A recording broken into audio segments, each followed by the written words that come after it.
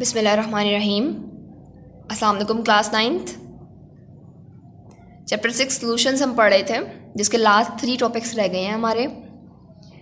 और प्रीवियसली हमने concentration units को डिस्कस किया था, देन हमने डाइल्यूशन ऑफ सॉल्यूशन देखी थी कि हम अपने सॉल्यूशन को डाइल्यूट किस तरह से कर सकते हैं। आज हम एक नई टर्म पढ़ेंगे, सॉल्युबिलिटी। सॉल्युबिलिटी क्या होती है और कौन कौन से फैक्टर्स हैं जो सॉल्युबिलिटी को इफेक्ट करते हैं।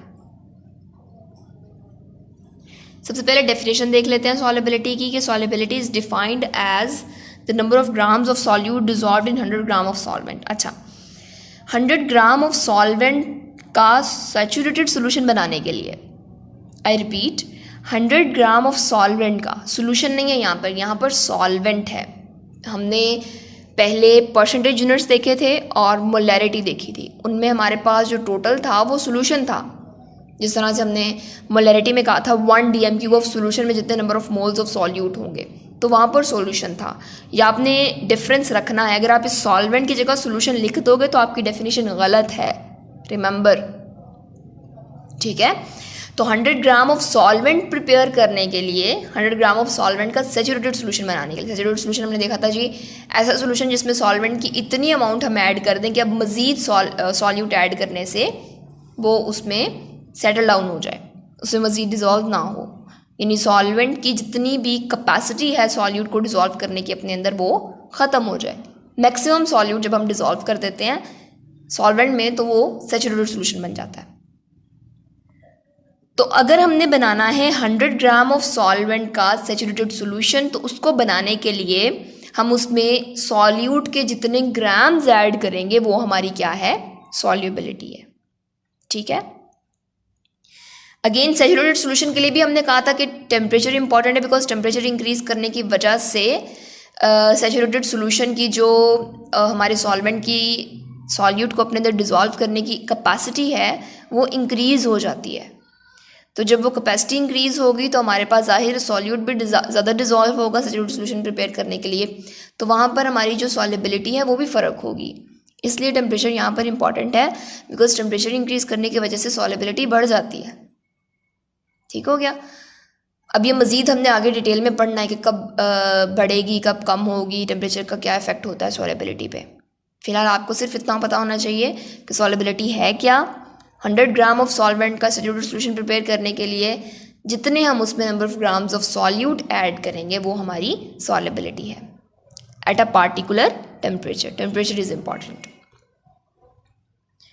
The concentration of a saturated solution is referred to as solubility of the solute in a given solvent. अच्छा जी, अब ये सॉल्वेंट टू सॉल्वेंट वेरी करती है सॉल्युबिलिटी। फॉर एग्जांपल एक जगह हमने ले लिया अल्कोहल, दूसरी जगह हमने ले लिया वाटर। दोनों के केस में हमारी सॉल्युबिलिटी फ़र्क होगी, बिकॉज वाटर को फॉर एग्जांपल अगर हमने सॉल्यूट ऐड करना है शुगर, तो वाटर में शुगर कितनी डिज़ोल्व होगी, अल्कोहल में शुगर कितनी डिज़ोल्व होगी, ये सॉल्वेंट टू सॉल्वेंट वेरी करेगा। ये सॉल्वेंट की अपनी प्रॉपर्टी है, सॉल्वेंट की अपनी एबिलिटी है कि उसमें कितना सॉल्यूट डिज़ोल्व हो सकता है, ठीक है। तो सॉल्वेंट टू सॉल्वेंट वेरी करेगा सॉल्युबिलिटी। तो सॉल्वेंट की जितनी कैपेबिलिटी होगी मैक्सिमम सॉल्यूट को अपने अंदर डिज़ोल्व करने के। मैक्सिमम सॉल्यूट का वर्ड क्यों यूज़ कर रही हूँ, बिकॉज हमने सैचुरेटेड सोल्यूशन बनाना है। तो जो मैक्सिमम सॉल्यूट डिज़ोल्व हो सकता है किसी सॉल्वेंट में वो उसकी सॉल्युबिलिटी है, ठीक है। ओके जी, कौन कौन से फैक्टर्स इफेक्ट करते हैं सॉल्युबिलिटी को, तो 3 फैक्टर्स हैं हमारे पास। सबसे पहला है जी like dissolve like phenomena. Like में डिज़ोल्व होगा, मतलब यहाँ पर हम डिस्कस करेंगे पोलर और नॉन पोलर के कॉन्सेप्ट को, जो आपने प्रीवियसली चैप्टर 4 में पढ़ा था कि पोलर कंपाउंड्स क्या होते हैं और नॉन पोलर क्या होते हैं, ठीक है। तो like dissolve like phenomena is one of the factor that is affecting solubility. Second is solute solvent interaction, कि सॉल्यूट का सॉल्वेंट के साथ इंटरेक्शन कितना है। जितना ज़्यादा इंटरेक्शन होगा उतनी सॉल्युबिलिटी ज़्यादा होगी, जितना कम इंटरेक्शन होगा उतनी सॉल्युबिलिटी भी कम होगी, क्योंकि अगर सॉल्यूट और सॉल्वेंट का इंटरेक्शन ही नहीं हो रहा तो वो डिज़ोल्व ही नहीं होंगे सॉल्यूट सॉल्वेंट में, और अगर वो डिज़ोल्व नहीं होंगे तो सोल्यूशन भी नहीं बनेगा। थर्ड इंपॉर्टेंट फैक्टर है हमारे पास टेम्परेचर, जो कि मैंने अभी आपको बताया कि सॉल्युबिलिटी की डेफिनेशन में ऐड है at a particular temperature, because temperature increase या डिक्रीज करने से सॉल्युबिलिटी पे इफेक्ट होगा। और ये रिएक्शन टू रिएक्शन वेरी करेगा कि टेम्परेचर इंक्रीज करने से समटाइम सॉल्युबिलिटी बढ़ेगी, कोई और सॉल्ट हम लेंगे, कोई और हम अपना सॉल्यूट लेंगे तो उसमें क्या होगा कि टेम्परेचर इंक्रीज करने से सॉल्युबिलिटी कम हो रही है।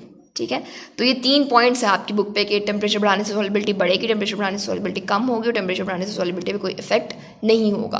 तो इन चीज़ों को हम टेम्परेचर में डिस्कस करेंगे।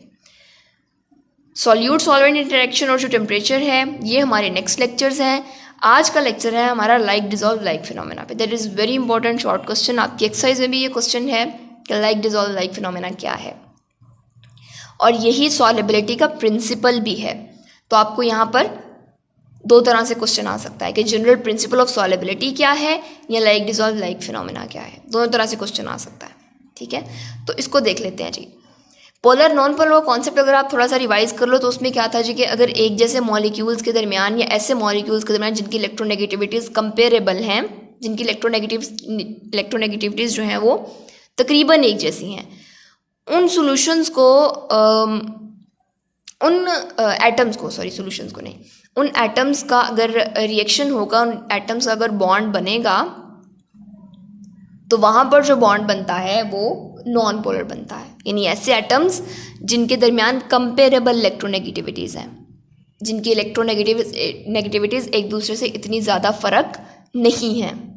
ठीक, दूसरी तरफ हमारे पास वो एटम्स हैं जो बिल्कुल डिफरेंट है और उनकी इलेक्ट्रोनेगेटिविटीज़ का फ़र्क भी बहुत ज़्यादा है। फॉर एग्जांपल एक की 1.2 है और दूसरे की 2.2 है या 2.5 है या 3 है, तो वहाँ पर इलेक्ट्रोनेगेटिविटी डिफरेंस बहुत ज़्यादा है। अगर इलेक्ट्रोनेगेटिविटी डिफरेंस ज़्यादा होगा तो वहाँ पर पोलर कोवलेंट बॉन्ड बनेगा, और अगर इलेक्ट्रोनेगेटिविटी डिफरेंस ज़्यादा नहीं होगा, 0.7 से कम होगा, जिस तरह से हमने डिस्कस किया था कि 0.7 से कम होगा तो नॉन पोलर बॉन्ड बनेगा। ठीक है, तो polar non polar I hope आप लोगों का जो है ना वो याद आ गया होगा कि क्या है ये। आगे चलते हैं जी। General principle of solubility is like dissolve like phenomena. पहला प्रिंसिपल क्या है जी? पहला प्रिंसिपल ये है कि आयनिक और पोलर सॉल्युबल है। अच्छा, आयोनिक भी आयंस में डिसोसिएट हो जाते हैं, जबकि पोलर जो हैं उनमें भी हमारे पास पार्शियल पॉजिटिव और पार्शियल नेगेटिव चार्जेस बनते हैं। वो पार्शियल पॉजिटिव और पार्शियल नेगेटिव क्यों बनते हैं? क्योंकि उनमें चूँकि इलेक्ट्रोनेगेटिविटी डिफरेंस है, एक की इलेक्ट्रोनेगेटिविटी ज़्यादा है, एक एटम की कम है, तो जिस एटम की इलेक्ट्रोनेगेटिविटी ज़्यादा है वो इलेक्ट्रॉन्स को अपनी तरफ खींच लेगा और जिसकी कम है इलेक्ट्रॉन उससे दूर हो जाएंगे। जिसकी तरफ इलेक्ट्रॉन अट्रैक्ट होंगे उस पर आ जाएगा पार्शियल नेगेटिव चार्ज, और जिससे इलेक्ट्रॉन दूर हो गए उस पर आ जाएगा पार्शियल पॉजिटिव चार्ज। इस तरह से जो एटम्स हैं वो समहाउ चार्ज्ड हो जाएंगे। चूँकि आयनिक कंपाउंड्स में भी आपके जो एटम्स हैं वो चार्ज्ड होते हैं, जिस तरह से NaCl की अगर हम बात करें तो उसमें Na+ होता है और Cl- होता है। तो जो आयोनिक और पोलर हैं वो सॉल्युबल होते हैं, इसी तरह से आयोनिक में सॉल्युबल है, पोलर में सॉल्युबल है। एग्जाम्पल्स हैं जी हमारे पास, ionic solids and polar covalent compounds are soluble in water. अब वाटर को हमने डिस्कस किया था पोलर कोवलेंट बॉन्ड की एग्जाम्पल में, जिसमें हमारे पास H पॉजिटिव आया था, H के ऊपर पार्शियल पॉजिटिव चार्ज आ गया था और ऑक्सीजन पे पार्शियल नेगेटिव चार्ज आ गया था। इसी तरह से HCl है, Na2CO3 है, CuSO4 है, शुगर है और एल्कोहल है। ये सारे के सारे क्या हैं? इसमें से जो KCl, Na2CO3 और CuSO4 है ये आयनिक है, और शुगर जो है ये पोलर है, और एल्कोहल भी पोलर है। ठीक, तो ये सारे के सारे जो हैं ये वाटर में सॉल्युबल हैं। क्यों वाटर में सॉल्युबल है? बिकॉज वाटर भी पोलर है।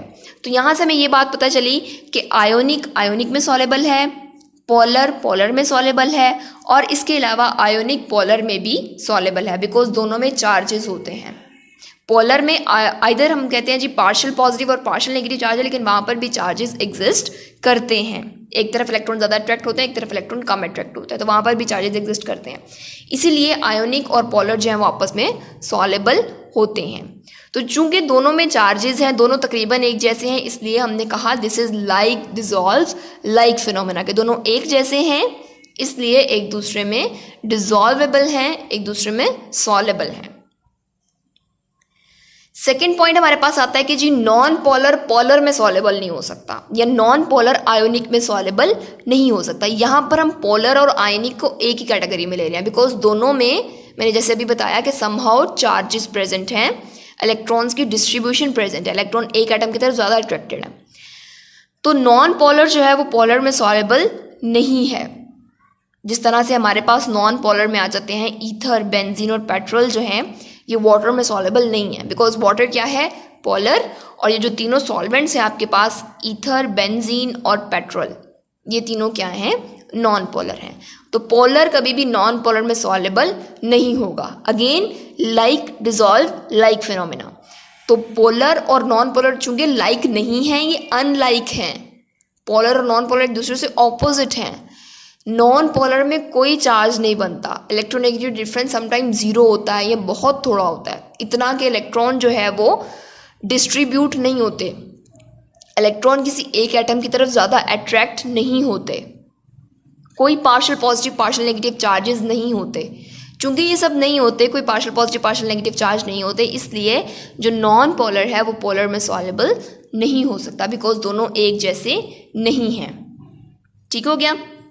लास्ट हमारे पास इसका पॉइंट आता है कि non polar covalent substances are soluble in non polar, यानी जो नॉन पोलर है वो सिर्फ और सिर्फ नॉन पोलर में ही सॉल्युबल होगा। अगेन लाइक डिसॉल्व लाइक, कि जो नॉन पोलर है वो नॉन पोलर में सॉल्युबल है, दोनों एक जैसे हैं इसलिए एक दूसरे में सॉल्युबल हैं। जिस तरह से हमारे पास एग्जांपल है जी, ग्रीस है, पेंट्स हैं, और जो नेफ्थलीन है वो ईथर में या कार्बन टेट्राक्लोराइड में सॉल्युबल हैं। तो ये सारे क्या हैं, सारे के सारे नॉन पोलर हैं। Ether is non polar, carbon tetrachloride जो CCl4 बनता है वो भी नॉन पोलर है, और इस तरह से जो तीनों आपके पास सॉल्यूट्स हैं यहाँ पर ग्रीस, पेंट्स और नेफ्थलीन, ये भी नॉन पोलर हैं। ठीक है। तो जो नॉन पोलर है वो नॉन पोलर में सॉल्युबल होगा, पोलर पोलर में सॉल्युबल होगा, या हम कहेंगे जी पोलर आयोनिक में सॉल्युबल होगा, लेकिन नॉन पोलर कभी भी पोलर में सॉल्युबल नहीं होगा, और इसी तरह से नॉन पोलर आयोनिक में भी सॉल्युबल नहीं होगा। ठीक है जी। So this is like dissolve like phenomena. Important short question है और बहुत ईजी है। और इम्पॉर्टेंट बात एक और ये है कि ये आपका पूरी बुक में अब आगे रिपीट होना है बार बार, हर दूसरे चैप्टर के हर दूसरे कॉन्सेप्ट में इसने रिपीट होना है, लाइक डिसॉल्व लाइक फिनोमेना जी, लाइक डिसॉल्व लाइक फिनोमेना। ठीक है। तो इसको याद रखिएगा कॉन्सेप्ट के लिहाज से भी, और जाहिर आपने इसको याद तो करना ही है for the sake of your exam point of view. Okay, so you people have to learn solubility and the factors affecting it, principle of solubility, and like dissolve like phenomena. Thank you.